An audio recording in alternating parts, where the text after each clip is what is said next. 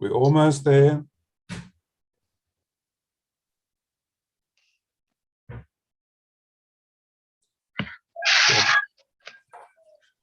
Okay, we're on YouTube.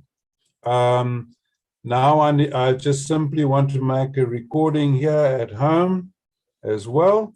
And I'm going to record this meeting also on the, so that, okay. Wow, now the recordings are up.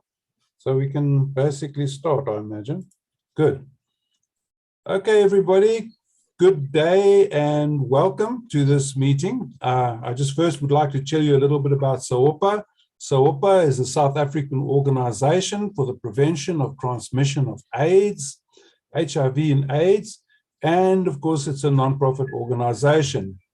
We deliver various programs that focus on healthy youth development, health and literacy, and psychosocial support, empowerment, skills and development and training. Our objectives for this series is health literacy and psychosocial support program to improve the general knowledge and understanding of chronic diseases, to promote adherence and healthy lifestyle, to enhance the coping mechanisms and mental health of all people, including young people who are on chronic medications. I just want to admit some people there. Okay.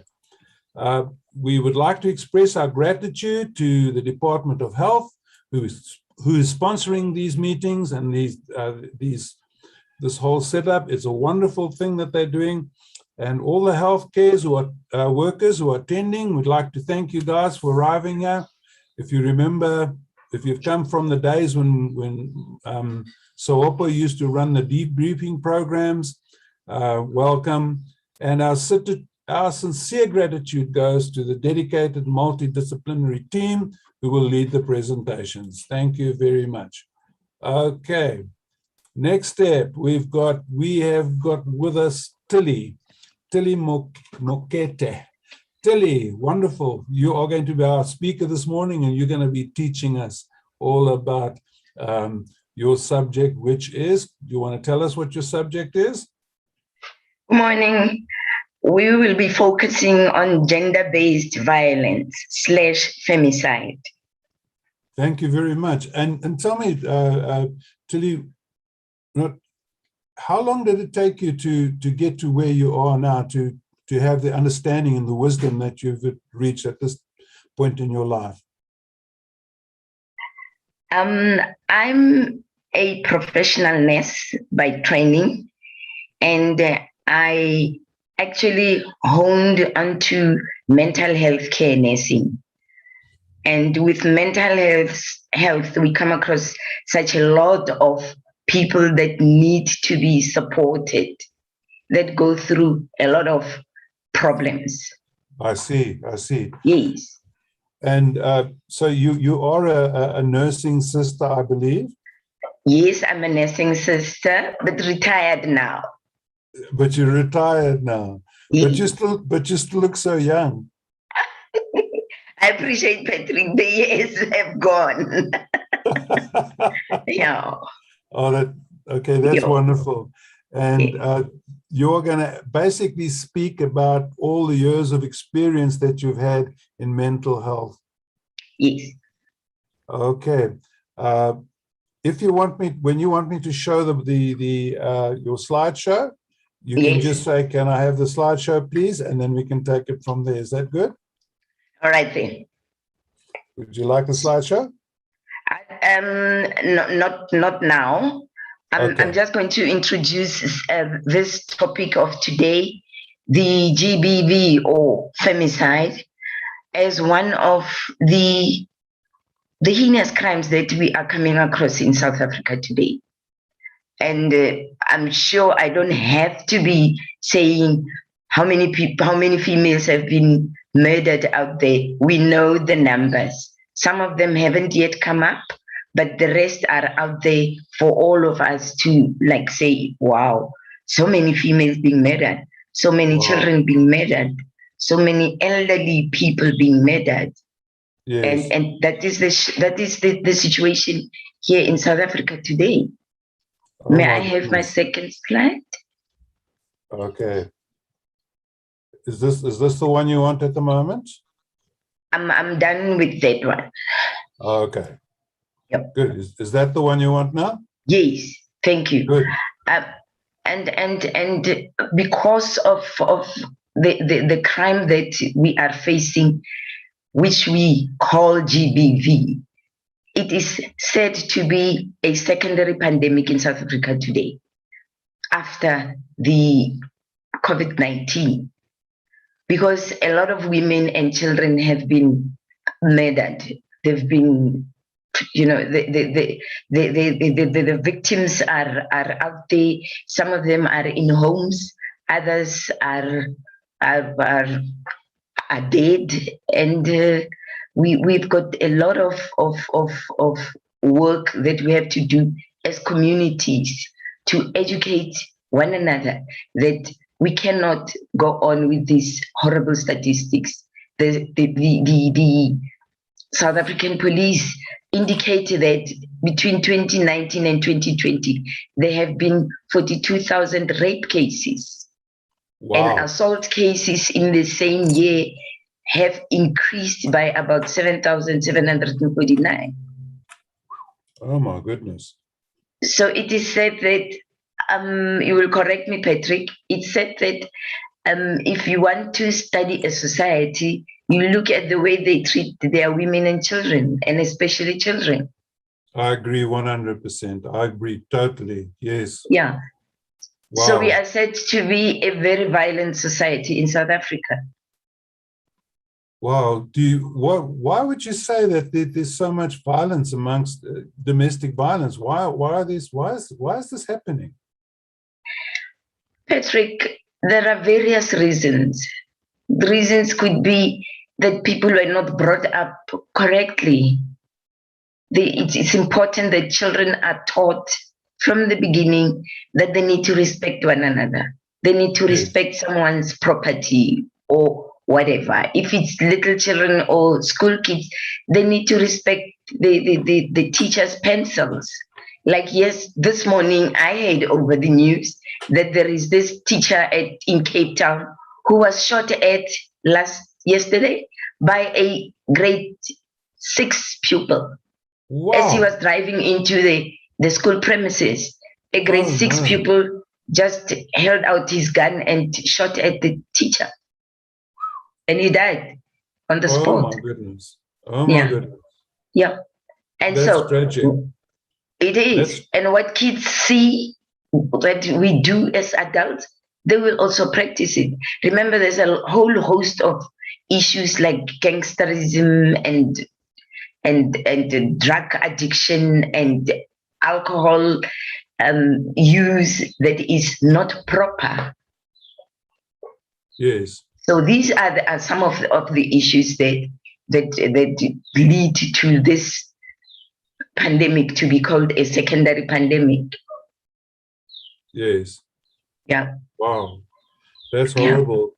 Yeah. And tell it me. Is, sorry, Thilly.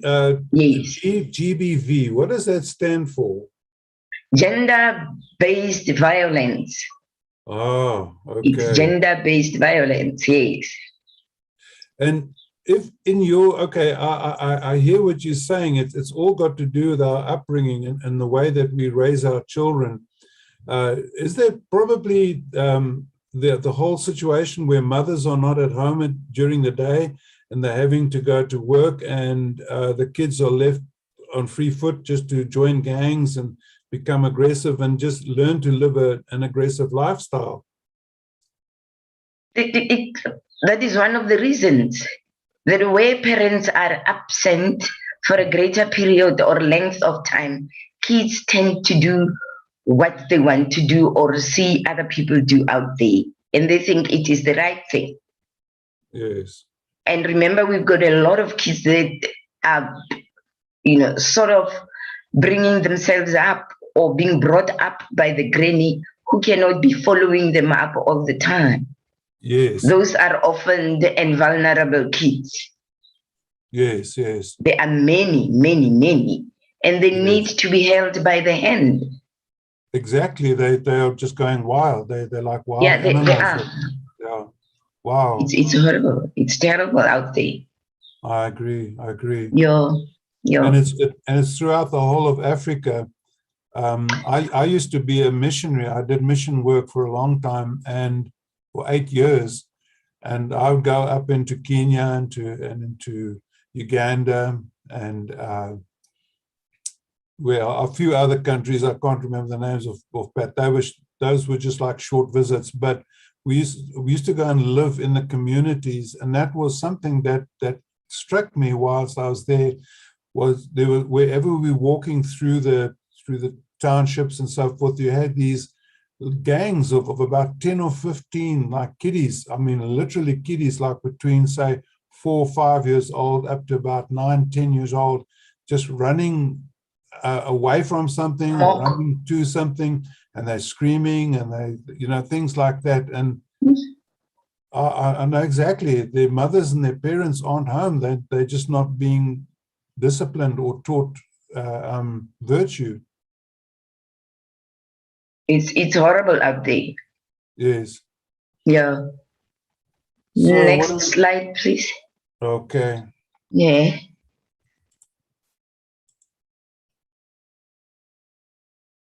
That's the slide before this one that I need.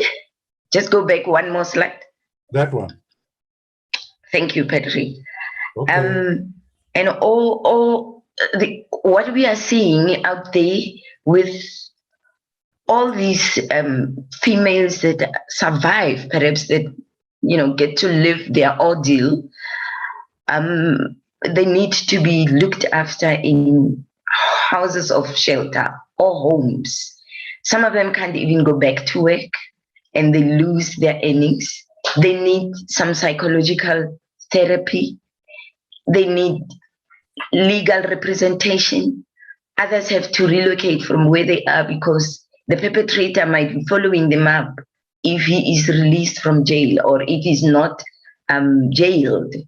And all these costs, according to the KPMG report, they cost the country 28 to 42 billion per annum, which is a massive amount of money that could be that could be used to look after the orphaned and the vulnerable, perhaps. But now we have to be protecting people, going to court, having to have legal representation, the medical checkups, where they have to be treated, etc., etc. And a lot of them, maybe this GBV happens at the place of employment to an extent that someone loses their job because they cannot take it anymore. Yes. Yeah. Oh, it's like a society gone mad. It is, Patrick, you're right. Hey. Wow. Okay. Yeah. Next slide, please. Oh, sorry, if you have something to say. No, I was just wondering if anyone else would like to comment. Anyone else on the meeting at the moment? We have several people that are joining us at the moment. And if anybody has something you'd like to add to this conversation, please feel free. Just don't forget to switch on your microphone when you speak. Okay, it looks as though nobody is brave enough, but that's okay. I'm sure they'll get used to it. Maybe they can just jot their points down and then we can revisit them. Yes, you can do that. We just want to tell the people as well that this is being recorded on YouTube. You can go to YouTube and you can see exactly what you see going here, and there will be a place there that you can make a comment or ask a question as well. If you are on our group, on our WhatsApp group, Saopo WhatsApp group, you can address your question to Thilly, to Sister Thilly, and just ask her a question. And if she's not on that group, we'll send her those questions and make sure you get your answers. Okay. There we go. Okay, sister. Thank you. Next slide, please. Okay. All right. And what are the most important aspects of assisting these people, all these ladies, all these old gogos, the kids, the young people that fall victim to GBV or femicide? For those that have survived, we have got almost throughout the country NGOs that are spread wide. And one of them that comes to mind is the Tutuzela Care Center. And all these people are actually welcomed to visit such NGOs. People have started NGOs in the areas where they live, and they don't come in the same name of Tutuzela. The other one could be in Johannesburg, the Teddy Bear Clinic. I know Mrs. Oma, who is running the Teddy Bear Clinic, and she's been doing that for years. And she, takes in all these kids. They have built up a structure. She takes in all the kids that started off as being abused from their homes, and then some go into the streets to be street kids, be they females or males. And you can just imagine what happens to the females. Even the males, they get raped. I mean, yesterday and the day before yesterday, there was such a big hoo-ha in the radio or in the report about a 4-year-old boy who was sexually abused by a bus driver. And this is not on. A 4-year-old, you can imagine, that goes to crash, being picked up by this driver of the transport to the crash and being dropped off, and then he abused him. Oh my goodness. Yeah. Wow, that's so sad. That's really sad. It is, I must say. You've got grown people who are absolutely without any conscience at all. No. And they just don't realize that what they're doing, they're transferring that behavior to the people, even those the victims, and anybody who sees it, and it just gets accepted as norm, and it's okay. It's okay to rape a young boy or do something like that. That's really not so good. Yeah. Yeah. And they perpetuate such, because the victim could become the perpetrator in the next future. Exactly, because that's the example that was setting. Yeah. So there is a command center, GBV command center, which is operating under the Department of Social Development, and it runs its services 24/7, and there is a call center facility where people are able to call and say, I am experiencing 1, 2, 3, and they are very helpful. Yes. Yes. Wow. So, yes. Hats off to them. I honor them. I salute them. Yep. Yeah. And they're working very hard, eh? Yes. Yeah. So the national response team also is piloting the rapid response in order to provide psychosocial services where there are traumatic incidences.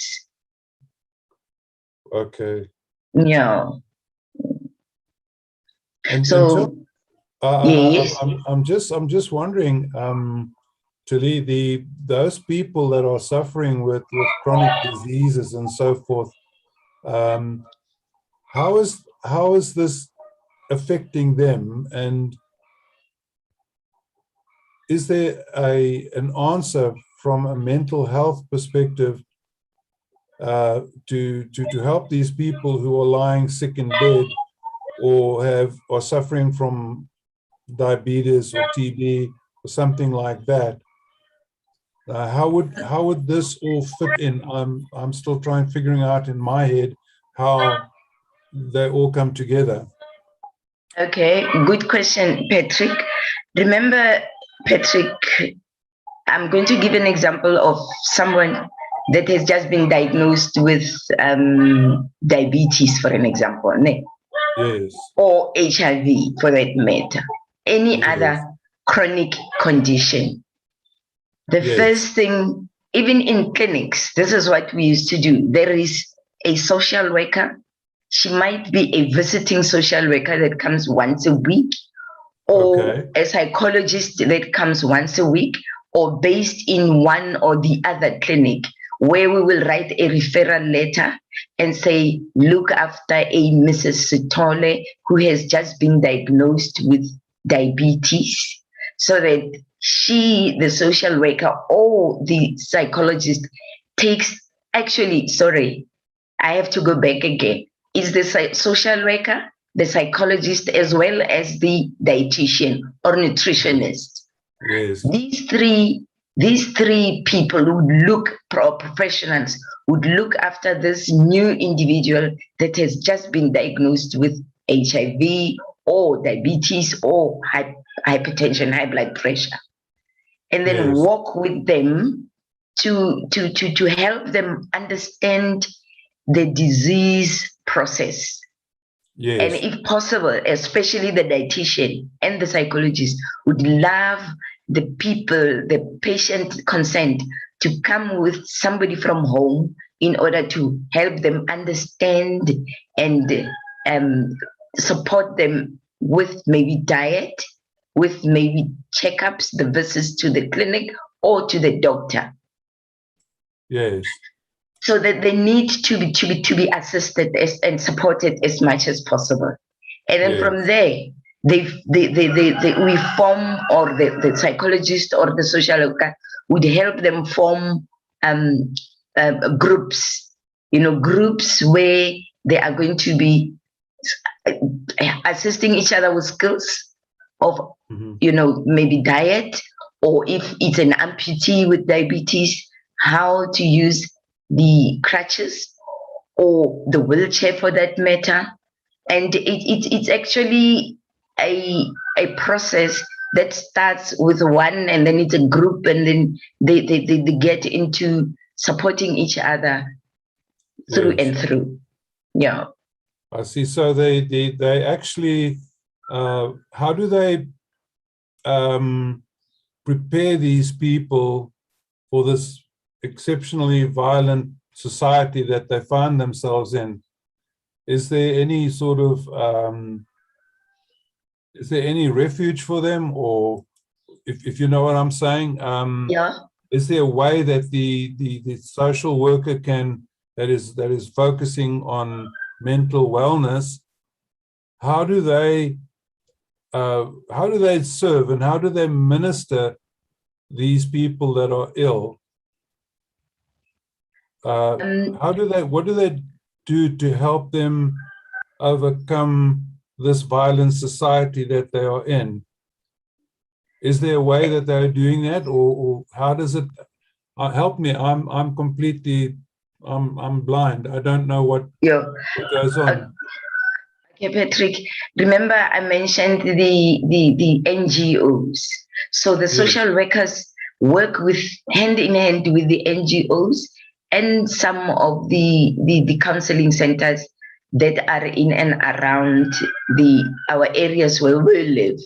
But then there are uh, psychologists who work closely with an individual if they can afford a visit to a psychologist and they have got yes, medical aid. But even in the clinics, Patrick, there are yes. psychologists, there are social workers, there are Okay.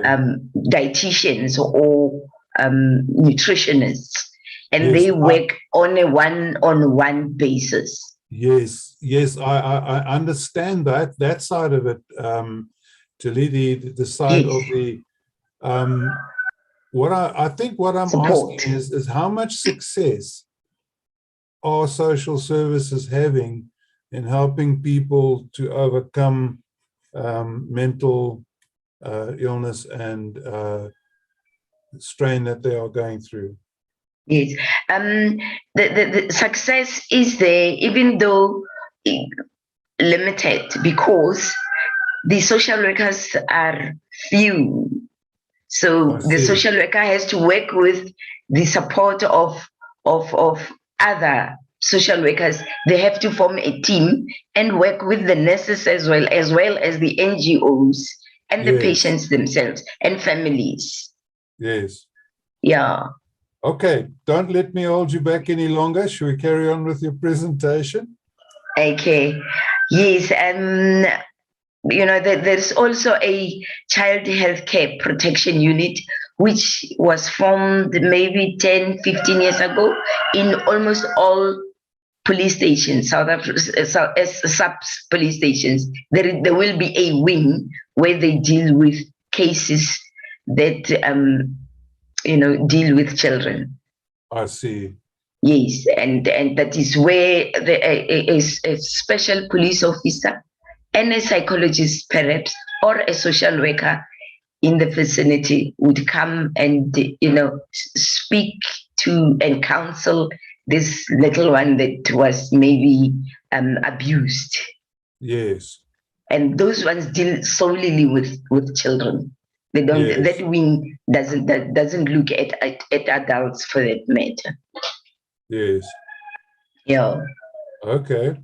Wonderful. So this indicates that the communities have to stand up and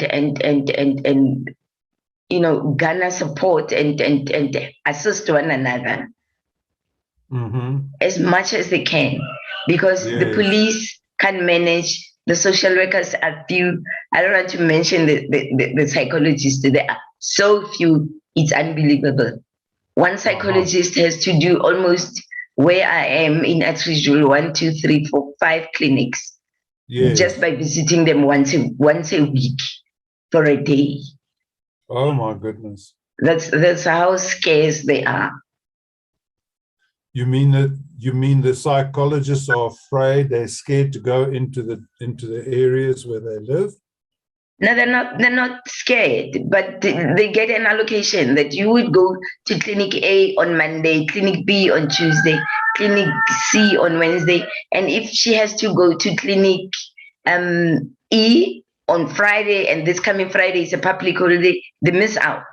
Then she'll find that group together with maybe the group of next week, which has grown, where she has to see to it that she assists the new group and the group that was before that came. Yes. Yeah, there are very few. I see. Yeah. Okay, shall we carry on with your slideshow? Yes, please. In conclusion. Yes. In conclusion, I'd like to say that not to dampen your spirit or anybody's spirit, but it is hectic out there. Our communities are going through a lot, especially school-going kids, because at the moment we're looking at statutory rape. I'm sure everybody has heard about it, and it is statutory rape that hasn't been in the statistics that I talked about earlier on. I alluded to rape statistics and sexual assault statistics. But now we are seeing this new concept of statutory rape, where little ones, girls especially, of the age not exceeding 16 or 18, are being raped, either by the teacher, the uncle, or someone in the community.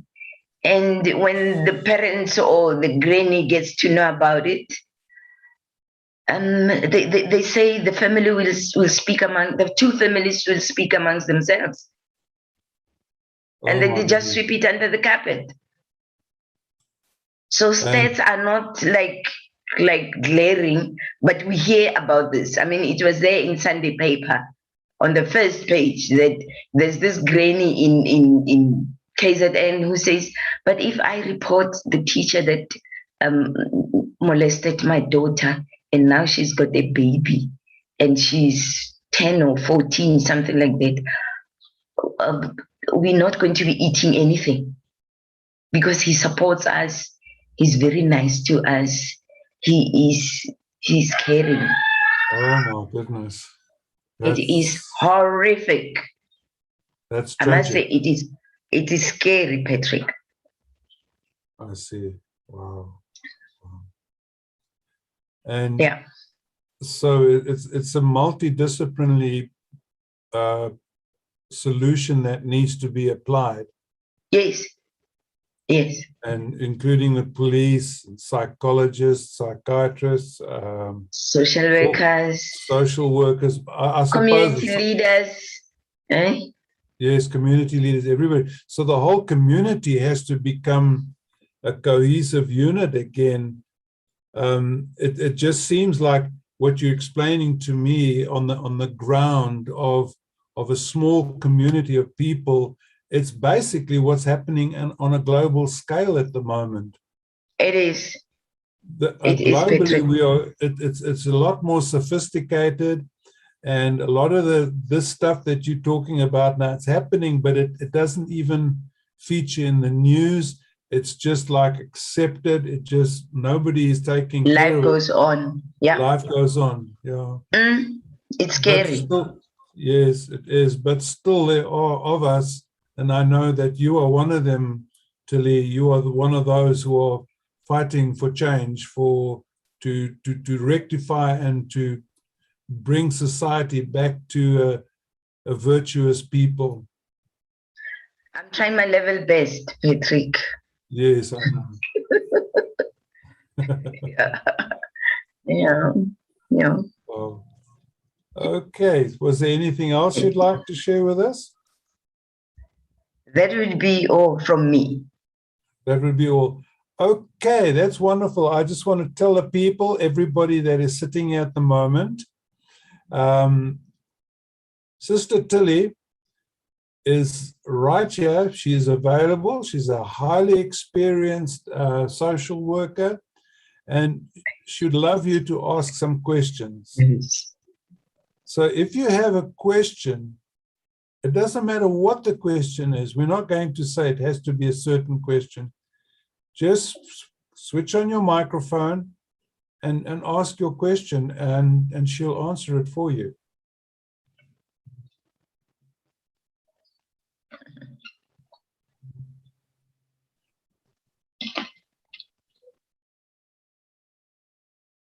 Okay, in case my English was and my accent was, oh, there we go, here we go. Mohlala Vena, awesome. Would you switch on your mic? There we go. Thank you very much. Mohlala. Hi, everyone. Hi. I'm Vena. Yes, very nice. It's my name. Hi, Vena. No, I don't really have a question. I just have a comment on what you were saying. Yes.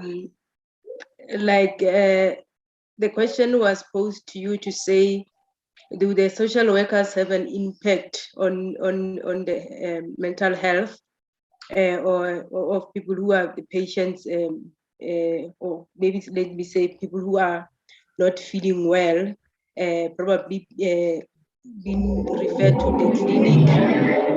And you mentioned that there is limited impact because of the shortage of social workers and also psychologists, which are also love to add on it, because a social worker or a psychologist is allocated a huge number of stations being alone.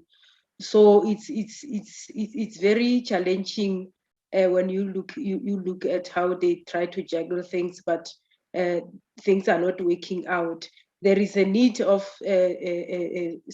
social workers in schools, and hospital clinics, like not only one, because like we were saying, looking at the statistics, it's quite scary to see what's going on, and it's not something that we can say it's just children just learn on the street. It's something that has the problem has started from home.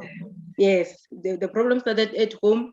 Then it needs the intervention. But if we don't have the personnel to intervene, then it becomes a problem. So I just wanted to add on what you were saying, to say there are lack of professionals who can render those services, and it's unfortunate that some of those professionals, it's not like they are not there.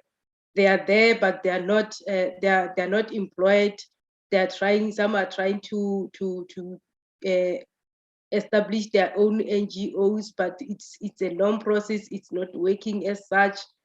So as a community member, we are trying to do something from our communities voluntarily, so to just try to keep children busy and try to educate adults in terms of psychosocial, like people must learn to talk about things, especially in Black communities. We tend to not having a tendency of talking about issues.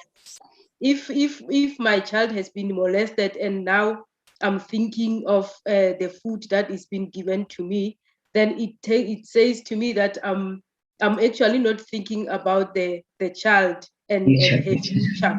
Yes, I'm only thinking about right now, and I'm thinking about myself also. That's what I wanted to add on. Thank you very much for the information. It's really eye-opening, and it's also says to some of us to say we are not on the wrong track. We are actually on the right track with the qualifications that we are having, being, even if you are just sitting at home. But then when you hear somebody talking about something that is close to your heart, you just have something to say, even if you might think it's something not important. But thank you very much for the information. Thank you very, very much, Vienna. Thank you. Is there anybody else that would like to speak or to make a comment or ask a question? We are speaking about mental health. We are speaking about the mental health of people. Psychosocial, yeah. It's a very, very important and valuable subject to discuss. Okay. It looks like our people have run out of questions or run out of statements to make. And maybe I can just ask you, Thilly, just for a final word before we closed off, please. Thank you, Patrick. I appreciate the time and I appreciate the comment from Vena. Yes. And all of us have got a responsibility to look after one another, especially where GBV is concerned, because as women, Patrick, we have to be looking behind our backs all the time and checking where we are and who's following you, and mentally it is not healthy. No. You don't know the people that would harm you or someone that would harm you. You're not sure if your kid who is at school now is safe, because even the stabbings have been gone, the killings have been going on at school. Yes. At work, you're not sure if you are okay, because your senior might want to play games with you and you're not interested. It's either you lose your job or you have to play on or whatever, and it is not correct. Even at church, So it's like our communities are in dire strain of being supported psychosocially. Yes. How would they typically be administered to, if I can put it that way, or treated? Basically, what kind of treatment would people get that let's say, for instance, a young lady that has been raped, what kind of route does she follow if she decides to report it? All right. The first thing that should be done is to report the case. She mustn't wash, she mustn't bath, she mustn't change the clothing. She goes as she is, but she needs support, because some of them might not feel like going because they're still afraid, because they're crying. Maybe they are hurt, maybe they are injured. But then I would say the first thing is to report the case. They might have to go to hospital first if they're bleeding. They might need a few sutures here and there, stitches, and then go to the police station, report the case. And at the police station, they know exactly what to do with all rape cases. They have to be taken to a special clinic or an identified facility where the samples will be taken from this young woman that has been molested. And then they look after the physical aspect. Where else is she injured, etc., etc. And then only then will they be given treatment to prevent HIV, because they might have been molested so severely that sexually, so severely that they need to prevent HIV. So they will be given that as well, and any other treatment for relieving pain and relieving anxiety, they will be given, or they might be admitted for that matter in a hospital. Yeah.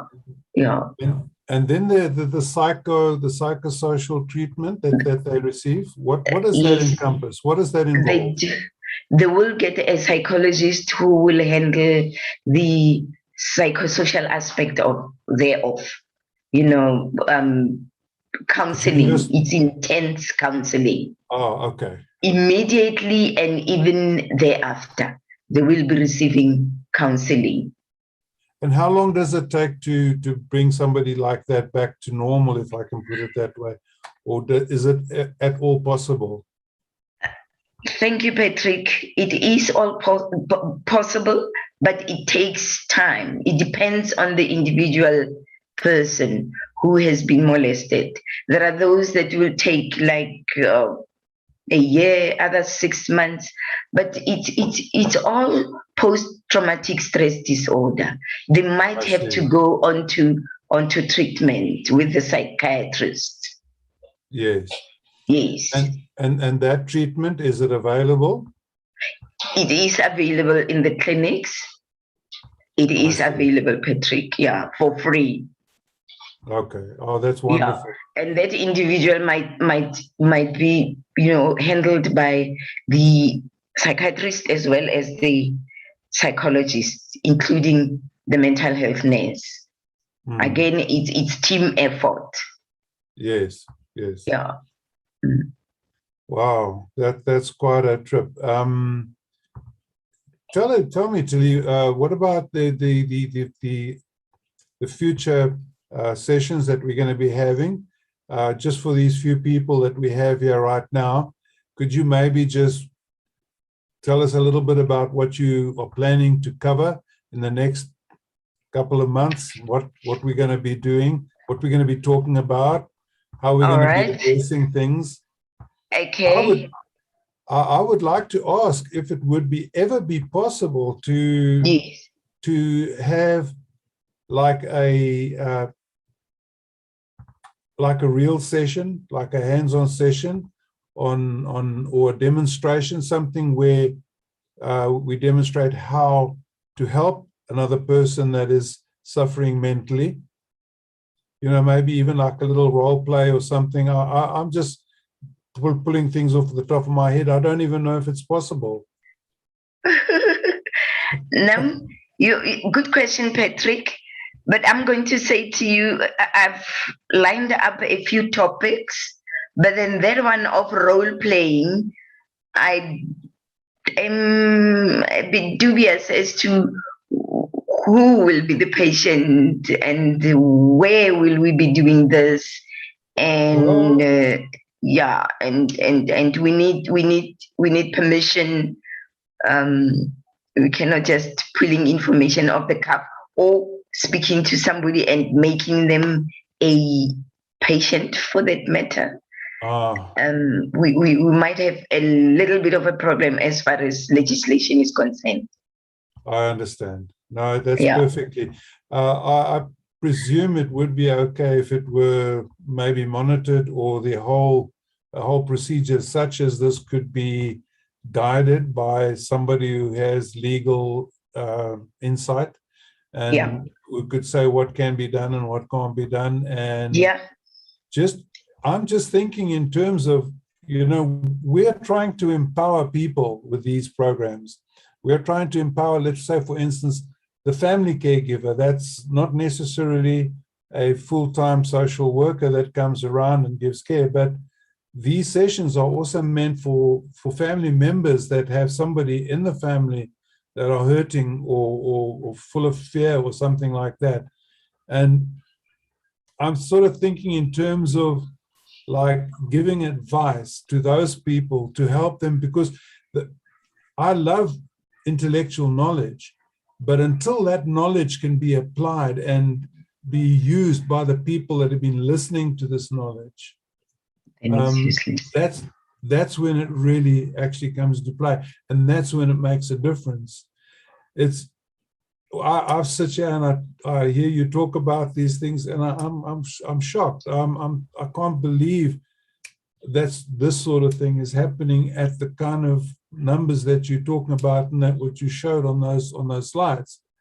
And I'm thinking, can we not maybe empower the family workers who are not educated, that don't have degrees or haven't been to college or can't either do it for whatever reason, but through this medium, we can maybe help them to help somebody in their family that's got this problem. Am I a little bit asking too much? No, you're right. You're right, Patrick. Perhaps we'll have to look at somebody with a legal background to help us if this can be brought to this platform. Exactly. Yeah. Okay. I'll refer this message to the management of SAOPA, and maybe we can ask them to look into it. It's something above our level, yours and mine. So yes, I would like to see that. Personally, I would like to see that, because I'm a hands-on kind of person. If somebody tells me something and they don't show me as well, the telling, I will say, oh yeah, that's interesting to know. But if they show me, then I say, hey, wow, I can also do that. You're right. What I mean? Yeah. You're right, Patrick. Yeah. You're right. Okay. Okay, Thilly, you have been so wonderful. I've enjoyed your talk so much. It's been awesome. And I thank you on behalf of, like, we had 9 people in the meeting at a point in time. Wow. Yes, we had 9 followers here, and that was wonderful. I want to thank you guys, all of you, yes, that have come in to support Sister Thilly. She's an awesome teacher and a most beautiful, gentle spirit amongst our community, and we are honored to have her in our midst. And I'm just grateful for you, Thilly. Thank you very much for your contribution. It was awesome. I appreciate Patrick. And all the people that are there, I appreciate. Thank you very much. Thanks. Okay, everybody, we're going to sign off now from myself and Thilly. We're going to sign off, and I hope we're going to see you on Tuesday morning again, and then Wednesday morning again. Yesterday, because of a little bit of management confusion, we missed that session, and we apologize for that. And of course, I really want you to know that this is for you guys back home. We are here for you. Let us know what you want. Let us know what your problems are, so that we can address those problems. We want to help you help those around you. It's good and well and good that we just throw bunches of statistics at you, but we want to help you. We want to see you actually changing, actually becoming more what they want to be. proactive. Yes. Okay, then. Thilly, would you like to say a last word of goodbye? Oh, Patrick, I'd like to say thank you to everybody that is watching and those that have joined us. And I hope from here onwards, we will be going forward, holding each other's hand, Yes. and seeing to it that our people are supported socially and psychologically.